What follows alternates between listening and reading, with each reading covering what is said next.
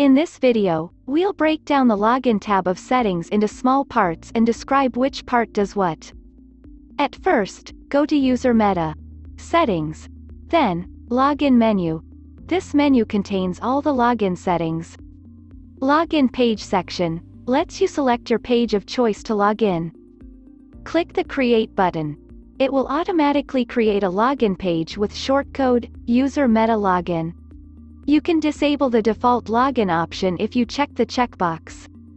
Login Form section has 3 different options. The first one, Disable Lost Password feature, will let you enable or disable the feature to recover a forgotten password.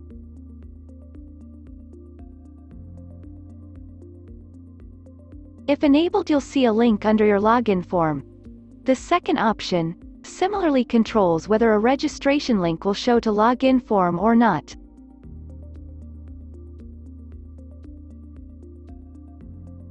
The third one will disable AJAX Submit. Without AJAX, your page will reload after you hit the Submit button. User Login by section. Specify by which method the user can log in. You have the option to force a user to use email or username or both.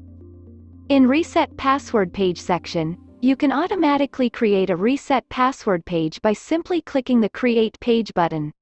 This page will be redirected to when user want to retrieve or reset their password.